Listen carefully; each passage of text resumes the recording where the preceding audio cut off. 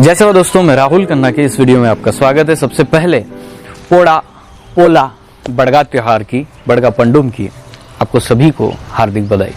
दोस्तों, पोले के बारे में, इस बड़गा त्योहार के बारे में अनेक लोग अपनी अपनी बातें कहते हैं और उसे कहने का अधिकार भी है, क्योंकि ये त्योहार पंडुम जो है वो गोंडियनों का है, लेकिन आज इसको पूरा समाज मान रहा है। आज जो भी किसान है, चाहे वो किसी धर्म का हो, चाहे किसी जात का हो, वो जरूर इस त्योहार को मना रहा है अपने अपने शैली में। तो इसलिए इस त्योहार को बहुत सारे लोग अपने अपने तरीके से एक्सप्लेन करते हैं और मैं भी इस वीडियो में एक्सप्लेन करूंगा, आपका टाइम ना गवाते हुए। सबसे पहले आपको एक बात बता दूं, देखिए बहुत सारे लोगों के पास ना अपने अपने फेस्टिवल है जो अपने अपने बहुत बड़ी धूमधाम से मनाते हैं। कोई गणेश चतुर्थी मनाता है, कोई दुर्गा उत्सव मनाते हैं, कोई दिवाली का जश्न बड़ा होता है, किसी का क्रिश्चियन का होता है, किसी कोई ईद होती है। तो ऐसे ऐसे होते हैं।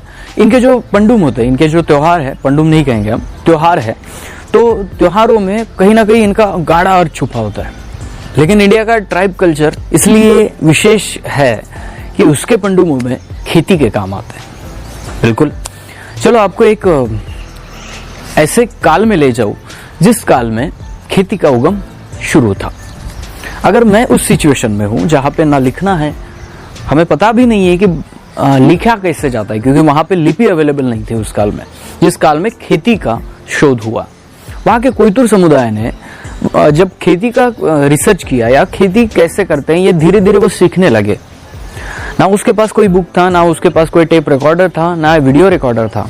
तो वो अपना संदेश, अपनी खेती के जो ज्ञान है, वो आगे के जनरेशन तक कैसे पहुंचाएंगे? बहुत बड़ा सवाल है। एक आदमी ने तो सीख लिया कि चलो जमीन को सुपीक बनाना है, उसके बाद बीज बोना है, उसके बाद फसल काटना है और वो फसल काट के हमें जिंदा रहना है। ये तंत्र उसने सीख लिया, लेकिन ये आगे की जनरेशन तक कैसे पहुंचाएगा? इस बात के लिए ट्राइबल लोगों ने अपने अपने पंडुम बनाए।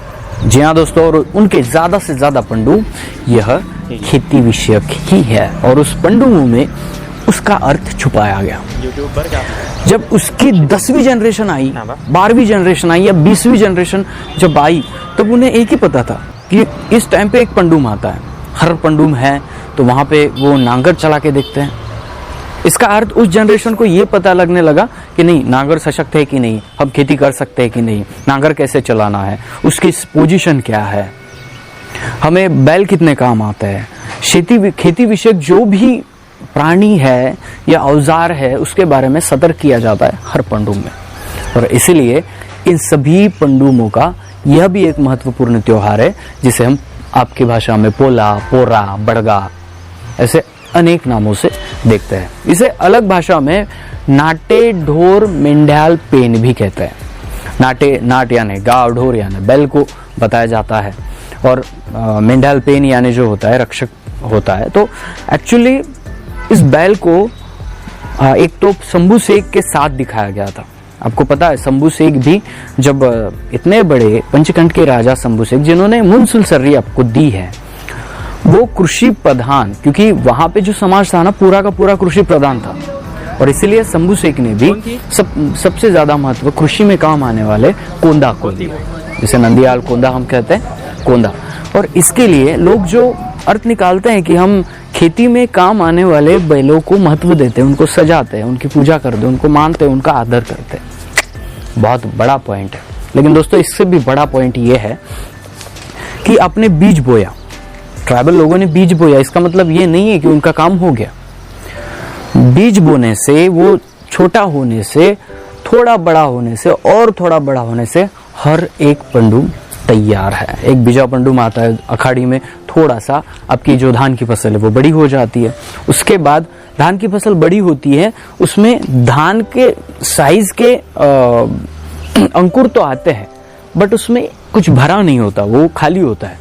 तब भोजली नाम का एक त्योहार किया जाता है और जब उस धान में दूध आने लगता है, पहले द्रव्यमानी आता है और उसके बाद वो चावल का दाना बनता है। तो जब दूध आने लगता है ना, जिसे हम पोट्री कहते हैं, तो क्या हुआ, मैंने लॉजिक आपको ये बताया ना कि जब इंसान और स्त्री और पुरुष प्लस माइनस, यह संसार की शक्ति है, राइट, उना पुना कहते हैं हम, यह संसार की शक्ति है। तो यही सिस्टम है कि तब तक फसल को कुंवारा कहा जाता है और पूजा जाता है, लेकिन जब उसमें दूध आने लगता है ना, तब वो कुंवारी नहीं रहती। और इसलिए जो दूध आने का वक्त है ना, या यही वक्त है जिसे हम पोला कहते हैं।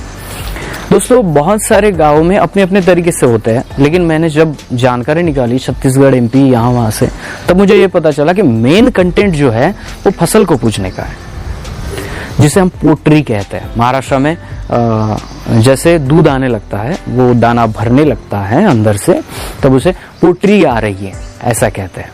और यही एक मौसम है, इसमें भी धान की पूजा की जाती है और यह त्योहार मनाया जाता है, क्योंकि इस त्योहार में धान के खेत हरे भरे हैं, इसमें बैलों का बहुत कम काम है या काम नहीं है। इस दौरान जो काम आने वाले बैल हैं, जिन्होंने मदद की किसान को, उस बैलों को बड़ी मात्रा में पूजा जाता है। और इसीलिए मैंने बाकी वीडियो में बताया हर का शब्द क्या होता है, तो इसीलिए गोंडी लोग हर हर महादेव करके चिल्लाते भी हैं। दोस्तों, ये मेरा खुद का रीजन है, हो सकता है गलत हो। जब पलाश के पत्ते बहुत सारे घरों में लाए जाते हैं, पलाश के पत्ते बहुत सारे घरों में रखे जाते हैं, और कुछ एरिया में मैंने ये भी देखा कि जो तोरी का तेल है, तोरी का तेल यानी महुए के बीज का तेल, वो भी उस पलाश के पत्ते पे यूज किया जाता है। और बहुत सारे अपने अपने तरीके से, कोई छोटी डंडे लाते हैं, कोई बड़ी डंडी लाते हैं, तो ये लाते हैं। ये पलाश के पत्ते रखने का कारण ये भी हो सकता है कि पलाश के पत्ते को, अभी ये पुराने जो पत्ते हैं उसकी छोटी छोटी डालियां काट कर यहाँ से उनकी स्टार्टिंग होती है और वो अपनी शाखाएं बड़ी कर देता है, और होली तक बिल्कुल फूल आके वो पेड़ भी बड़ी मात्रा में हमें दिखता है। तो ये भी कारण रहा होगा। दूसरा कारण, पलाश का पत्ता जो है उस पर अगर हम कोई ऑयल डाल देते हैं तो बहुत जल्दी बैक्टीरिया, छोटे छोटे जो कीड़े मकोड़े हैं, वो जल्दी ज्यादा चिपक जाते हैं, और उसको निकाल के दूसरे दिन सुबह माशा मुरकुटे ले जाओ मारभत कह के उस पलाश के पत्तों को गांव के बॉर्डर पे डाल दिया जाता है। और ऐसा भी माना जाता है कि घर में जो रोग रही है वो चली जाए और शांति जो है वो घर में है। तो बहुत सारे रीजन है। कोई मारबत भी यह सिस्टम गोंडियनों से निकली है, मार्बल सिस्टम भी, क्योंकि इसे वेंकटेश आतराम जी ने बहुत अच्छी तरह से एक्सप्लेन भी कर रखा है। तो ये मारबत हो गया, या ये सभी पंडुम जो है, इसे पंडुम ही कहेंगे हम लोग, ये पंडुम है। और नारायण मरकाम जी हमेशा बताते हैं पंडुम का अर्थ यही होता है कि व्यवस्था को बनाए रखना, जिसे पंडुम कहते हैं। मेरे दादा की पीढ़ी ने किया, मेरे पापा की पीढ़ी ने किया, आज मैं कर रहा हूँ, मेरे बच्चा करेगा, तो ये पंडुम है, जिसे व्यवस्था को बनाए रखने का काम हम सब लोग कर रहे हैं। तो दोस्तों, कभी भी मैं एक चाहता हूँ, जिस ये गोंड लोगों का त्योहार है, गोंडियनों ने शुरू किया, ये बात डेफिनेटली सही है, क्योंकि वो